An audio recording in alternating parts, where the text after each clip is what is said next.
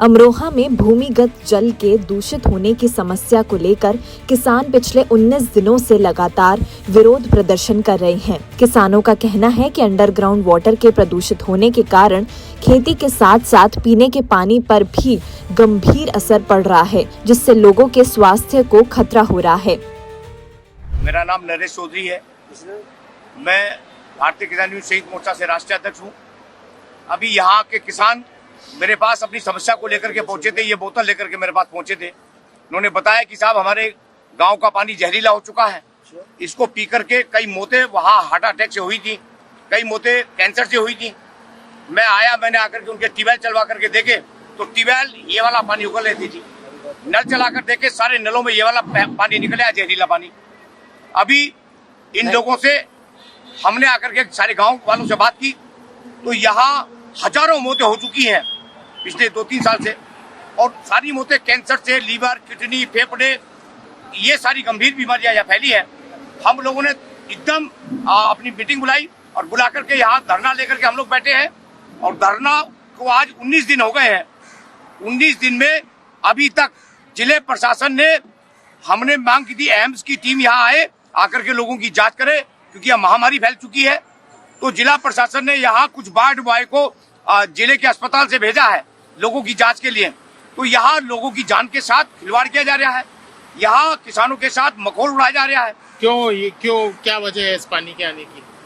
ये पानी के आने की वजह, यहाँ 4-5 कारखाने बड़े जहरीले लगे हैं जो पेस्टिसाइड बनाते हैं, केमिकल बनाते हैं। अब यहाँ से एक भगत नदी गुजरती है, पहले तो ये उस पानी को उसमें डालते थे, जब इन पे प्रतिबंध लगा वो नदी में पड़ता था, वो भगत नदी का पानी जा करके। तो अभी यहाँ जब वो रोका गया तो इन्होंने बड़े बड़े बोरवेल करके इस पानी को जमीन में डालने का काम किया है। जो जुबलीएंड के नाम से है एक कारखाना टेवा के नाम से है, कैमचोरा के नाम से है, एक उमंग डेयरी के नाम से है।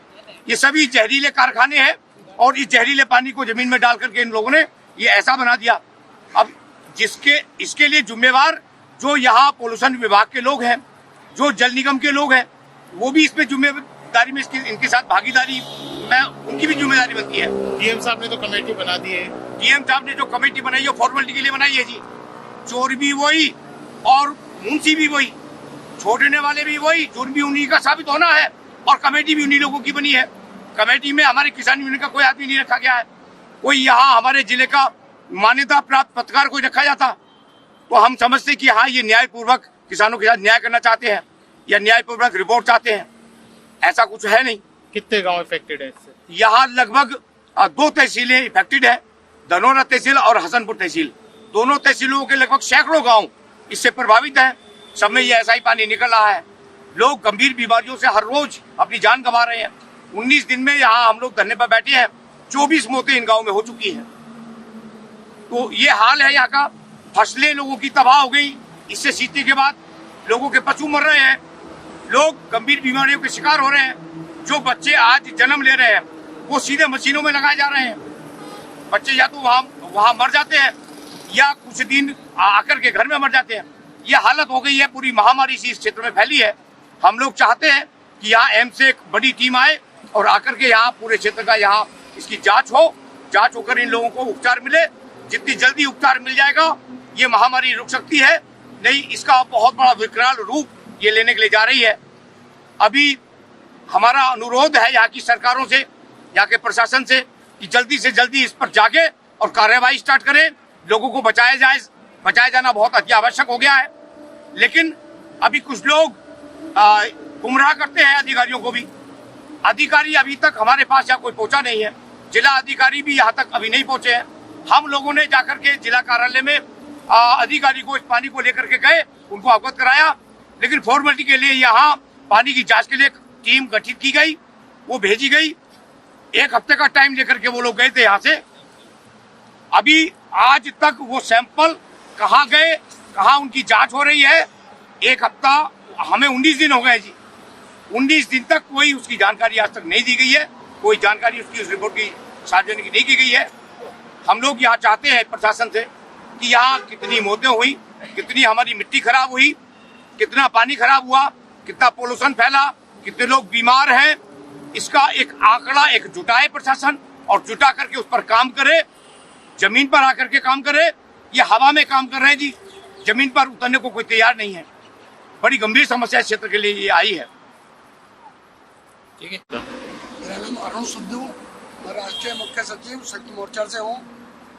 किसानों की पीड़ा पर हमारे राष्ट्रीय अध्यक्ष नरेश चौधरी जी ने यहाँ धरना जारी किया है और हमारे धरने को आज 19वें दिन हो गए हैं। यहाँ का पानी जब हमने देखा, सब जगह जाकर चेक किया, तो ट्यूबवेलों से भी ऐसा ही पानी निकल रहा है, जो काफ़ी जहरीला हो चुका है। इस जहरीले पानी को पीकर हमारे किसान लगातार बीमार हो रहे हैं, उनकी फसलें सड़ गई हैं और किसान महामारी के रूप फैल चुका है। किसानों के अंदर लगातार कैंसर से पीड़ित हो रहे हैं लोग, हार्ट अटैक से पीड़ित हो रहे हैं, किसानों की किडनियां तक खराब हो गई हैं। और लगातार जब किसानों की ये पीड़ा देखी नहीं गई तो संयुक्त मोर्चा ने धरना यहाँ जारी किया है। और ये किसानों की पीड़ा को देखते हुए ये लगातार 19वां दिन है धरने का। यहाँ पर अभी तक किसी ने कोई सुध नहीं ली है। किसान लगातार यहाँ परेशान है और यहाँ सड़ने को मजबूर है। किन लोगों को दोषी मान रहे हैं इसके लिए? दोषी जो है, यहाँ हमारी जो केमिकल फैक्ट्रियाँ लगी हुई हैं, उनका पानी बोरवेल से अंडरग्राउंड किया जा रहा है। अभी तक कुछ साल पहले तक तो इसका आभास नहीं हुआ।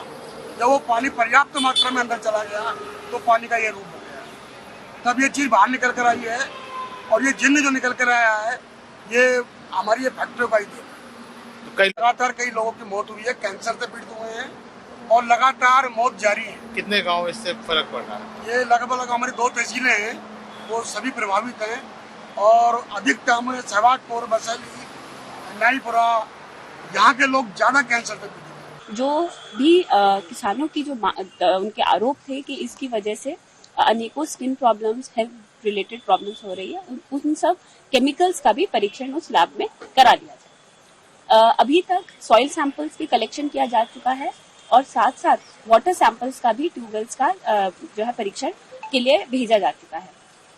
साथ ही साथ ROPCB और जो GMDIC है इंडस्ट्रीज के, वो लोग इंडस्ट्रीज के भी एफ्लुएंट ट्रीटमेंट प्लांट का जो निकलने वाला वेस्ट वाटर है उसके भी सैंपल्स जो है लैब में भेज चुके हैं। साथ ही साथ ये भी अवगत कराएंगे कि जो प्रशासन है वो सजग है और उन्होंने प्रशासन के द्वारा CMO के माध्यम से कुछ विलेजेस में जो जिनके किसानों के द्वारा ये सूचना दी गई थी, उन विलेजेस में हेल्थ कैंप्स भी लगाए जा रहे हैं, जिसमें महिलाओं का, बच्चों का, बूढ़ों का सबका हेल्थ चेकअप भी किया जा रहा है डिफरेंट पैरामीटर्स पे। तो मुझे लगता है कि अभी शुरुआती फेज में अभी हम लोग 1 या 2 विलेजेस हम लोग कवर कर चुके हैं और बहुत सारे सैंपल्स की अभी रिपोर्ट आनी बची है।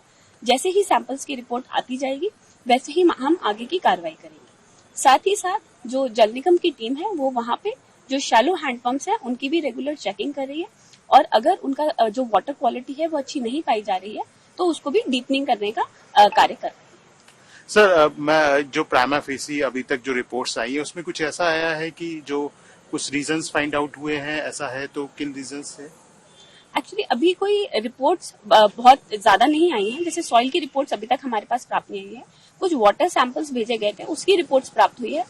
उसमें भी जो रिपोर्ट्स में आया है वो इंडस्ट्रियल वेस्ट तो नहीं आया है कि इंडस्ट्रियल की कारण जो ये हुआ है, परंतु उसका जो BOD COD है उस वाटर का, उसकी हार्डनेस है, उसके बारे में नेगेटिव रिपोर्ट्स आई हैं।